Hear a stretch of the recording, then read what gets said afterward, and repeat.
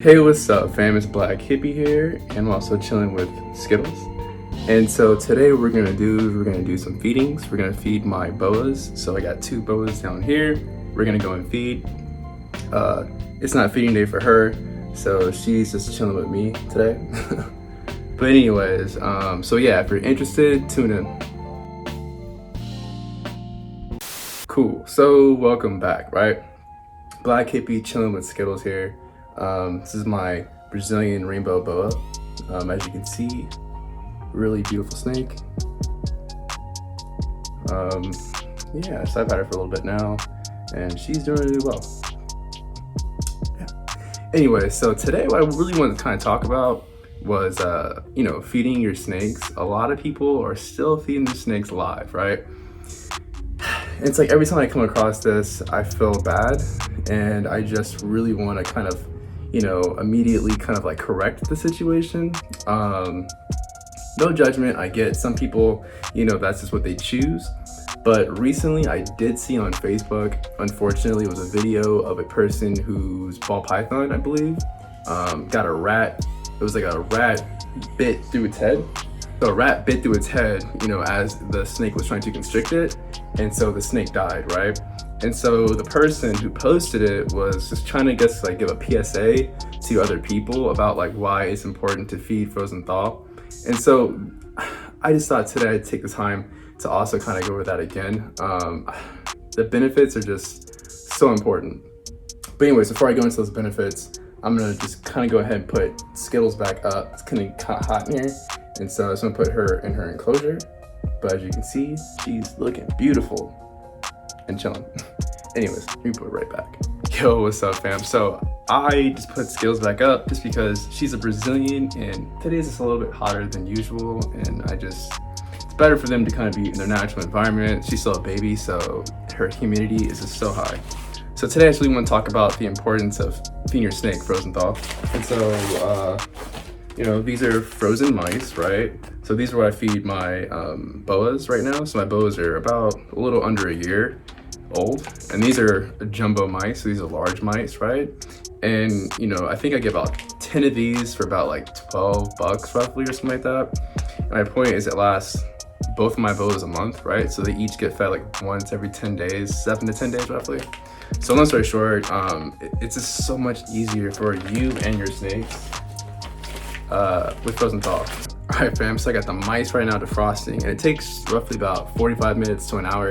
And so what I do is I put them in a little Ziploc bag, and I fill a little container like this with cold water, and then I put the mice or rats, whatever, the rodents inside here, close it, keep it kind of tight. Yeah, and I just let it sit.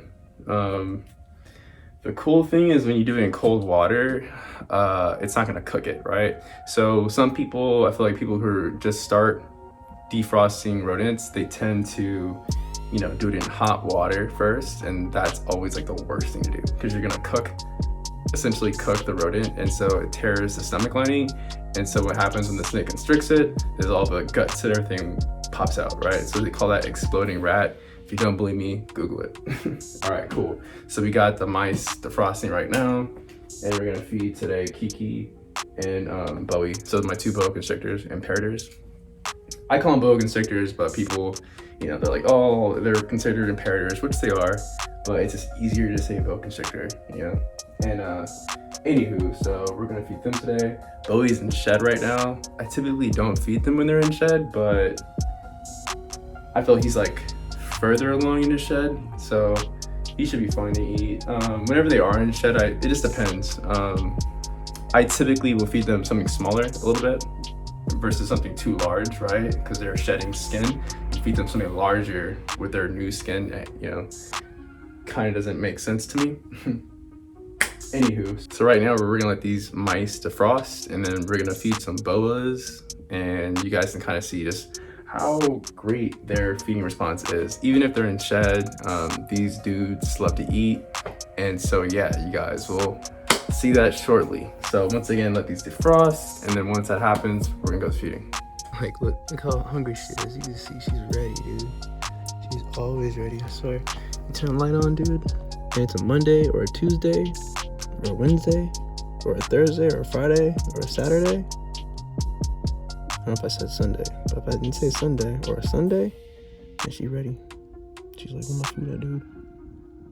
So when you do have this situation, one thing I like legitimately do recommend you doing, especially when you have like a boa constrictor imperator or a boa constrictor, these dudes have crazy feeding responses. So, you know, they're always kind of hungry, and, you know, it's easy for them to mistake your hand or something warm or hot for food. So what you do is it's called tap training. And what I do is I just take my snake hook and just gently tap their nose. And I'll show you exactly what that looks like. All right, so a lot of people ask like kind of like hook training and what, you know, how exactly do you hook train your snake? And so one of the ways, or what I do, especially if like a snake that has like a crazy feeding response, is I just gently tap their nose. And I'll give you an example. Like if I open this right here, watch, like, something's loud. If I open this, right, like she's ready. You can see her, she's looking, she's ready. And what you do is gently tap her nose like that. See? And then she'll kind of go back inside of her hide. And then she knows like, okay, it's not time to eat, right? So if I would need to do some maintenance in here, or even if I wanted to pick her up, right? Like she knows it's not eating time right now. And so that's all like hook training really is, or hook tap training. So yeah, hopefully that helps you guys. As you know, she's right back out like, okay, you didn't pick me up. What's good? Where's the food at? So because Bowie here is in shed, I'm gonna have to like literally kind of put it right in front of his face because he's blind right now. So what happens when they go in the shed? It's called blue eye. Put this out now.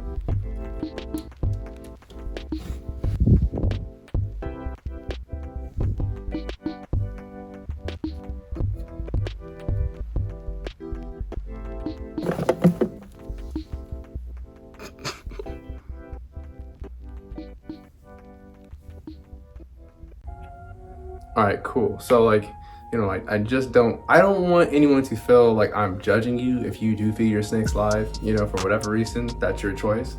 But just take into consideration the benefits of feeding your snake frozen thaw versus live, and ask yourself, is it worth it?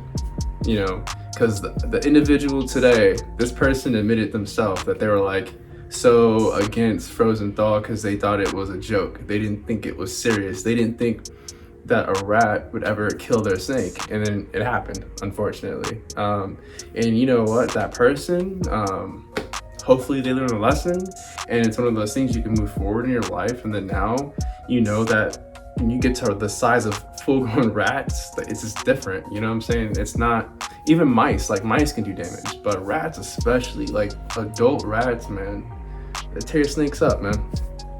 If your snake's not hungry or something like that, like your snake can die.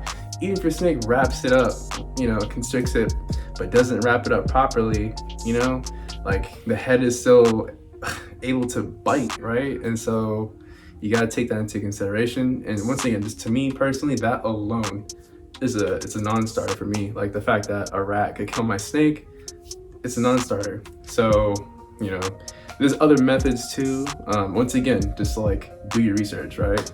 There's like pre-kill, you have, so that's like you have a live rodent, and then what you do is you take the tail, right? And you smack the head on something hard, like a hard surface, it sounds more barbaric than what it really is, but in reality, it's quick death for the rodent, painless death for rodent, and your snake gets to eat, right? So there's like that method, and there's so many other methods, and I just really want you guys, I'm imploring you guys to research for yourself.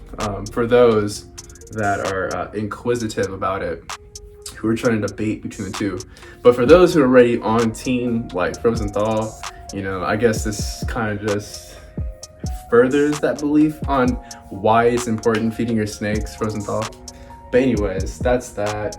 You know, I'm not trying to make today too preachy or somber, but that's kind of life, right? Like that happens sometimes in the hobby and in the community, and so it's important to take that into consideration. You know, I'm not here once again to judge you guys or to call people out. That's the last thing I want to do. But you know, I just want to make point of the reality that these are animals at the end of the day, and these are captive animals. They're not in the wild, right? Like they're captive, and so you know, it's kind of not right to feed them, I think personally, a live rodent for multiple reasons, on just a humanitarian reason or on a humanitarian plane, you know, or on a humane level. Yeah, so speaking on a humane level, I feel feeding a captive animal to another captive animal alone is also like kind of messed up. But once again, that's me, right? It's my personal belief. Anyway, so these are captive bred animals, these are pets, you know, and so you feed them Frozen Thaw, like they're already, that's like your dog, right? Great example, your dog eats probably chicken, beef, pork, all those things, and it's not like you go and feed your dog a live pig, right? You don't feed your dog a live chicken, you know, right? For multiple reasons, I'm sure. Maybe some people do, I don't know, but I feel that's a very small percent of people that would do something like that. And it's kind of a little sinister if you think about it. Anyways, but someone can argue, right? Like that's the natural way for a dog to eat. I don't know, man. Anyways, all right, I hope today's discussion at least like kind of, you know, takes the conversation to another level, or at least like can convince some people out there that live just isn't really the best way. It's convenient it's convenient until it's not convenient. I think that's the best way to really kind of describe that. Cool. All right, so that does it, fam. Until next time, Blkhippiee out. Much love. Peace.